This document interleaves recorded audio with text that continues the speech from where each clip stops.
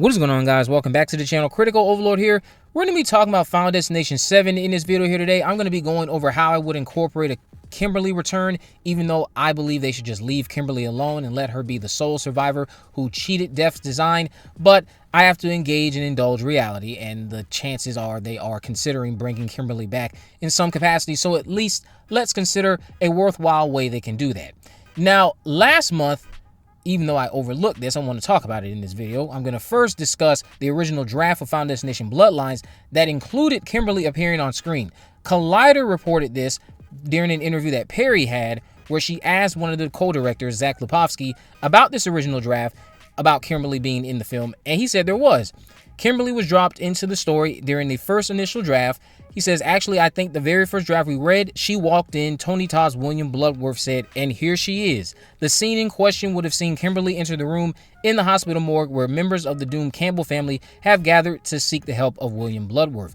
Lipovsky would go on to say, then the more we thought about it, too, this is really more a movie about him and his connection in reference to Bloodworth. It didn't feel necessary in terms of putting Kimberly there. Some people leaked online that she was on set. That never happened. I don't even know if she was ever even reached out to. It was just that the very early first draft was like, she exists in this world. Should we bring her back? And we were like, no. So the scene just would have had her come out of the shadows randomly, and I'm glad they got rid of that. Because that is a bit of an odd way for her to just return out of the blue. Would I have smiled? Sure. I would have loved to have seen AJ Cook. But I have to engage with what you're giving me as far as storytelling goes, and that sounds like a forced way to include her. Saying she's alive is enough. No need to appear if you're not going to do much with her in this story. If she's not going to offer much, don't include her. The exposition dump that she's alive, that's enough. Now, they did tease that maybe she'd appear in future movies, which is why I'm going to talk about how we could use Kimberly. My mind is already going back to that first responder story, but I'm going to tweak it, of course. So our opening premonition can be the also desired cruise disaster. If you still want that, let me know down below, because I see that all the time online. So it can be that cruise disaster, and the way Kimberly ties in for me needs to be done in a very twisted capacity to justify her return and provide an exciting layer to the story. We'll get the formulaic open. Protagonist has a premonition of the cruise disaster, saves a bunch of people. They slowly start dying one by one. And none of these characters are first responders. I'm reserving that spot for someone else. The story progresses to our main protagonist finding out a major secret about another victim on death's list from that premonition of the cruise ship disaster. See, the ultimate reveal would be that someone on that cruise ship did not belong there. This individual managed to bypass all of security, of course, for this to be possible. Their negligence on board causes the cruise ship's demise, similar to Frankie in Final Destination 3 with his camera, and more recently that annoying kid who kind of contributed to the setup in Bloodlines at the opening of that with the Skyview Tower. But unlike Frankie, though, this person dies on the cruise ship, just like that kid got what was coming to him at the beginning of Bloodlines. But why is this person significant? Well, for one, they are a criminal. And prior to getting on this cruise ship, an hour or so earlier, they had a run-in with an officer. Officer Kimberly Corman, or Burke if you're someone who wanted those two to end up together and be married. This individual killed Kimberly's partner, fled the scene, and then snuck onto this cruise ship. Kimberly's significance to the story is she's blaming herself for what is happening. Yes, Death's design is at work once again, and perhaps the same thing would have happened if that person didn't escape and get onto the cruise ship. But maybe in Kimberly's mind, if she had been a little quicker, her partner would be alive and dozens of others potentially wouldn't have had their cruise turned into a nightmare. She feels obligated to help the remaining survivors cheat death, even if it means losing her own life. The correlation to the first responder story beyond Kimberly being a cop now is that this angle is what they would have used. You had an EMT in the original first responder story whose efforts during an encounter with a junkie would lead to her partner dying, and the junkie proceeded to cause a major tunnel collapse. I'm just taking that and putting Kimberly at the center.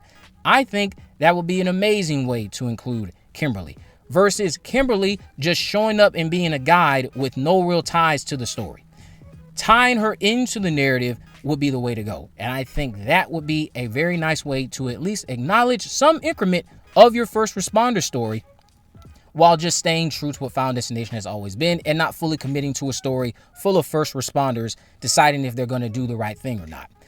That is how I would bring Kimberly back into the world of Final Destination. I'm not up for Kimberly just showing up because somebody went to her for help and then she feels obligated out of the blue to just do it and she doesn't even know these people. There needs to be connective tissue. That is how I would go about doing it if you went down the route of including unused details from your first responders story. But how do you guys think Kimberly should return in Final Destination 7 if they go down that route? Or are you in the same boat as me? You think Kimberly should be left alone. You think she should be allowed to just ride off into the sunset. I'm just at a place in my head where I don't think it's necessary to just constantly bring characters back once you find out they're alive. It was nice they did it with Kirby, but Kirby definitely set a bar that franchises for some reason want to keep meeting. I feel like ever since Kirby, they want to just say, oh, well, let's bring that person back. Let's bring this person back. No. Just stop. Not everybody needs to come back. Kimberly doesn't need to be included in Final Destination 7, but if you do, make it worthwhile. Do it this way. It doesn't have to be this exact story, but it's the formula and the premise and the equation of it all. Give her connective tissue to the story. Don't just let her be a new Tony Todd-like figure that they go to. She's been through it, so she's like, okay, I'm going to tag along. No, let her be linked into the story in some capacity as well. Given how successful Final Destination Bloodlines has been at the box office, I would imagine that announcement of Final Destination 7 is going to be coming before the summer is up. And we'll likely get the film in 2027. I don't see it coming next year, but I do see Warner Brothers at least wanting this movie by 2027. So are you guys looking forward to Final Destination 7? Why or why not? Let me know down in the comment section below. I again hope they get back to a more serious approach. And what do you think about the original inclusion of Kimberly? Do you also find that would have been unnecessary and felt a bit forced? And do you agree that if they were to go down the path of including her, it should be in the way that I presented? Not completely in that way if you disagree with that angle, but with the same general premise. Having her be connected to the story beyond just being a guide they go to, and she feels obligated to tag along because she's been through it before. No, make her just as significant to the story as the people on the cruise ship are. If you haven't already, of course, make sure you go ahead and subscribe, turn on post notifications so you never miss a video. In the description, I'll have links to all of my social media accounts. I'm on Facebook, Twitter, and Instagram. You can message me there, of course. Let me know if there are any movies, news, or reviews you'd like me to cover in the future. And with all that in mind, guys, I will see you in the next video.